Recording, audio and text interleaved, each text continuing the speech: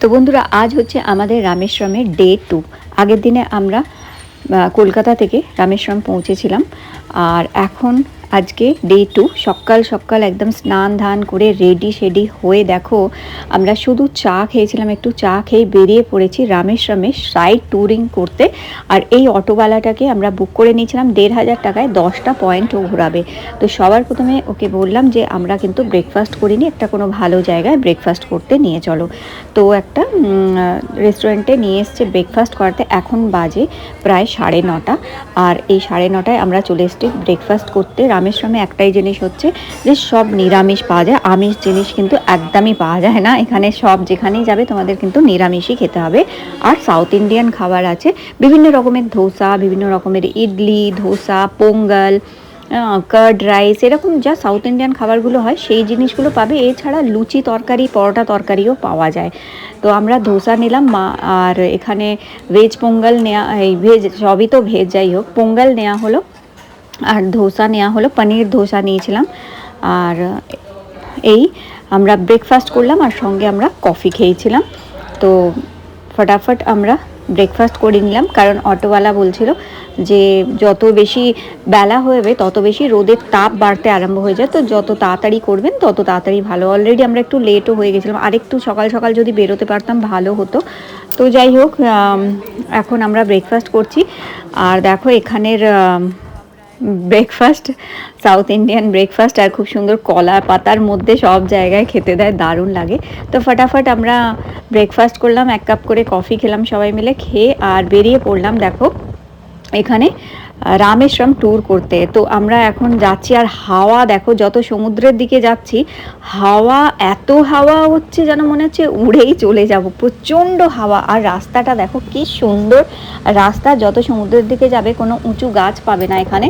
এখানে এরকম কোনো উঁচু একটাও গাছ নেই, কোনো নারকেল গাছ নেই, কিছু নেই, কিন্তু এরকম ছোট ছোট গাছ, ঘাস আছে, আর ছোট ছোট গাছ, ঝাড় গাছের মতন। আর এই চলে যাচ্ছি আমরা এখন সমস্ত পয়েন্টসগুলো দেখতে। তো ফার্স্টে আমরা যেটা যাব সেটা হচ্ছে বিভীষণের এখানে একটি মন্দির আছে, যেখানে বিভীষণের পট্টাভিষেক করেছিল শ্রীরামচন্দ্র যখন লঙ্কা জয় করে এসছিলেন, তখন বিভীষণের এখানে পট্টাভিষেক করেছিলেন। তো ফার্স্টেই আমাদের সেই জায়গাটাই দেখাতে নিয়ে যাচ্ছে। আর দেখো এই সরু ব্রিজটা মাঝখান থেকে, আর দুই ধারে সমুদ্র দেখতে পাচ্ছ, একদিকে আরব সাগর আর আরেকদিকে বে অফ বেঙ্গল, তার মাঝখানের এই রাস্তাটা। আর এই সমস্ত জায়গাগুলো এগুলো ধনুষকোড়ির মধ্যেই আছে। তো ধনুষকোড়ি তো অনেকেই তোমরা জানো, লাস্ট পয়েন্ট অফ ইন্ডিয়া হচ্ছে ধনুষকোড়ি। আর যেখানে ওয়ে অফ বেঙ্গল আর যেটা হচ্ছে আরাবিয়ান সি যেখানে মিলছে, সেই জায়গাটা থেকে সেই জায়গায় দাঁড়িয়ে যখন তোমরা সামনের দিকে দেখবে তো শ্রীলঙ্কা দেখা যায়, 20 কিলোমিটার দূরেই শ্রীলঙ্কা আছে। তো এই দেখো আমরা পৌঁছে গেছি বিভীষণের সেই মন্দিরে।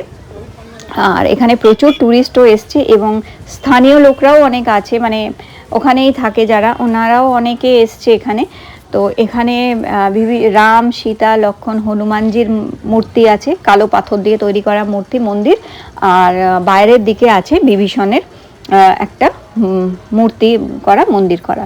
তো এখানে চলো, মন্দিরের ভেতরে তো আর ভিডিও করতে দেবে না, বাইরেটুকুই আমি তোমাদের ভিডিও করে দেখাতে পারি, ভেতরে কোনো রকম ভিডিও অ্যালাউ না। হ্যাঁ, ফোন, ক্যামেরা, মোবাইল সব নিয়ে যেতে পারবে, কিন্তু ফটো তোলা বারণ আছে, ফটোটা তুলতে পারবে না ওখানে, নিয়ে সবই যেতে পারো, কোনো অসুবিধে নেই।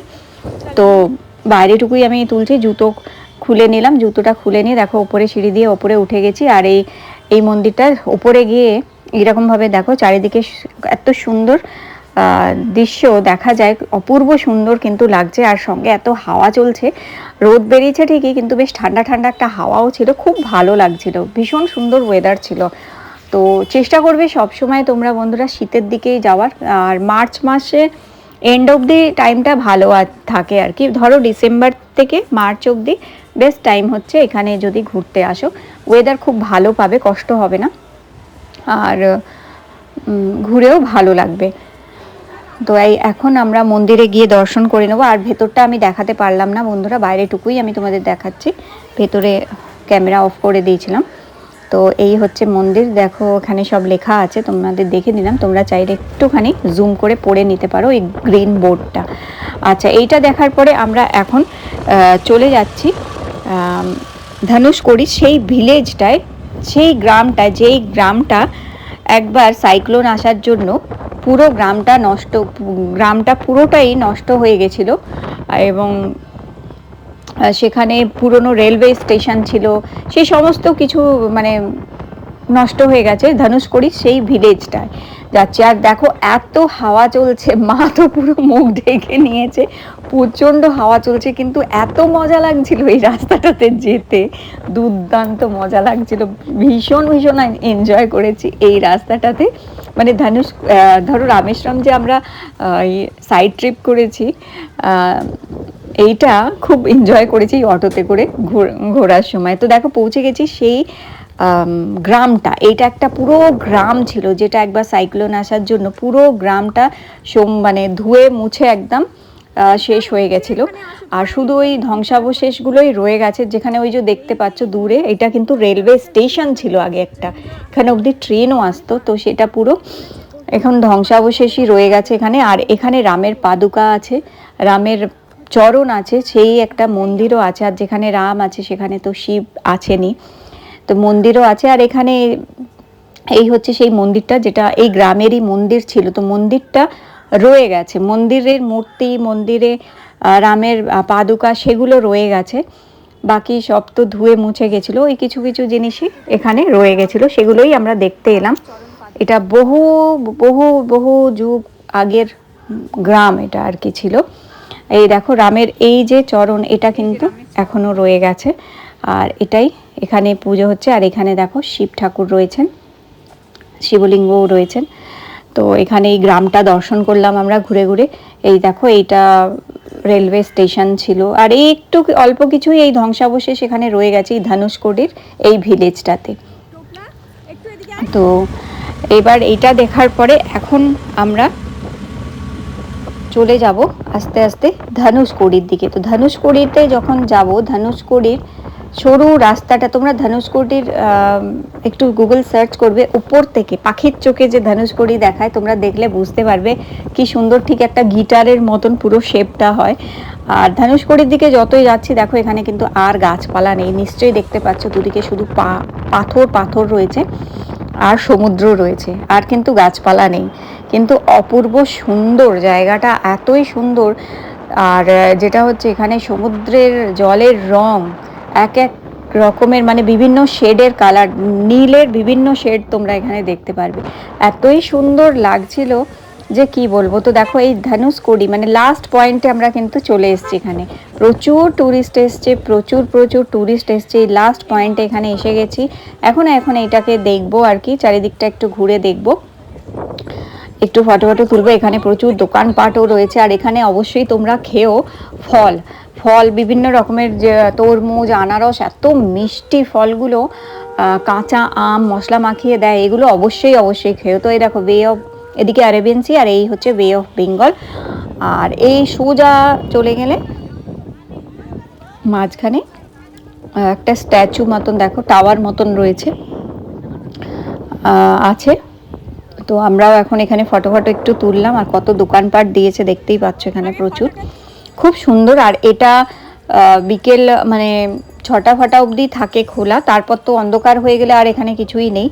তো সেই জন্যে সবসময় চেষ্টা করো বন্ধুরা, যদি রামেশ্বরম ঘুরতে আসো, তো রামেশ্বরমের সাইট সিনিংটা যত সকাল তাড়াতাড়ি করে নিতে পারবে তত ভালো। তারপর তোমরা বিকেলেও মন্দির দর্শন করতে পারো, যেটা আমরা করেছিলাম। আমরা এই যে ঘুরে নিয়ে তারপর আমরা চলে গেছিলাম হোটেলে, জামা কাপড় ছেড়ে রেখে তারপর আমরা চলে গেছিলাম 22 কুণ্ডে স্নান করতে। আর সে বিকেলে মন্দির দর্শন করেছি স্নান করার পরে। তো খুব ভালো, দুপুরের মধ্যে তোমরা ঘুরে চলেও আসতে পারবে। আমরা মোটামুটি 12:30 1টার সময়ের মধ্যে আমরা আবার ব্যাক করে চলেও এসেছিলাম, যেটা হচ্ছে হোটেলে। তো দেখো কত সুন্দর এই লাস্ট পয়েন্টটা দেখতে লাগছে। আর এই যে ফলগুলো দেখতে পাচ্ছ, এগুলো দুর্দান্ত খেতে লাগে, দারুণ খেতে লাগে। আর এই গরমের মধ্যে তো আরোই টেস্টফুল লাগছিল খেতে এই ফলগুলো। বেশি দামও না, 30 টাকা করে একটা কাপ নেয়। তো এই হচ্ছে, তো এখানে এই ঘুরছিলাম, আর ঘুরে এই ফটো তোলা এইসবই করছিলাম, কিন্তু ভীষণ সুন্দর লাগছিল জায়গাটা। আর এরপরে আমরা চলে গেলাম এরপর আর একটা মন্দির দেখতে। দেখো এখানে শিব এবং শ্রী বিষ্ণুর মন্দির, আর একটাও মন্দির আছে, যেখানে প্রচুর দেখো নাগ দেবতা রয়েছেন মূর্তি এখানে রাখা। তো সব মন্দিরেই কিন্তু দেখো ফটো শ্যুট করা অতটা মানে অ্যালাউ ছিল না, তাও আমি যতটা পেরেছি টুকটাক করে একটু করার চেষ্টা করেছি। তো এরকমভাবে 10টা পয়েন্ট, 10টা মন্দির, 10টা জায়গা আমাদের ঘুরিয়ে দেখেছি। তো এইটা দেখার পরে এখন আমরা চলে যাব হনুমানজির সে মন্দিরে। আর যেই মন্দিরে দেখো বিশাল একটা কালো পাথর দিয়ে তৈরি করা হনুমানজির মন্দির, আর এখানেই আছে সেই ফ্লোটিং স্টোনটা। তো ওই ফ্লোটিং স্টোন মানে শ্রী রামচন্দ্র যে সেতুটা বানিয়েছিলেন, রাম সেতু বানিয়েছিলেন। আমরা যে ধনুষকোডিতে গেলাম, যেখানে আমি বললাম বে অফ বেঙ্গল আর আরব সাগর রয়েছে, যেখানে ঠিক মিলছে, ঠিক ওই জায়গাটাতে কিন্তু রাম সেতু শ্রীলঙ্কা অবধি বানানো হয়েছিল। সেই সেতুটা তো এখন জলের তলায় চলে গেছে, তো সেটা তো আর এখন ওপর থেকে দেখা যায় না, কারণ ওই সেতুটা বিভীষণ বলেছিলেন যে ওই সেতুটা শ্রীরামচন্দ্রকে বলেছিলেন এটা জলে ডুবিয়ে দাও, এই সেতুটা যেন না থাকে। তো সেই জন্য শ্রীরামচন্দ্র ওই সেতুটা জলে ডুবিয়ে দিয়েছিলেন, তাই ওই সেতুটা আর নেই, 20 কিলোমিটার নিচে জলের নিচে চলে গেছে। তো যাই হোক, তো আমরা ওই ফ্লোটিং স্টোন তোমাদের দেখালামই, ভিডিওটায় দেখলে ফ্লোটিং স্টোনের ওইটা দেখলাম যে ভাসমান পাথর, ওইটা দেখার পর নটরাজের একটা মন্দিরে আমরা আসলাম। এটাই আমাদের লাস্ট পয়েন্ট ছিল, আর এখন আমরা ব্যাক করছি হোটেলে। তো চলো এই ফটাফট এই সমস্ত জিনিসগুলো দেখলাম, এই সব দেখে কয়েকটা পয়েন্ট এইসব দেখে, আর এখন চলে এসেছি আমাদেরই হোটেলে যে রেস্টুরেন্টটা আছে, ওখানে আমরা লাঞ্চ করে নিলাম। ডাল, জিরা, আলু, দই, আর এই খুব সিম্পল খাবার খেয়েছি আমরা। আর এইভাবে লাঞ্চটা এখানে করে নিলাম।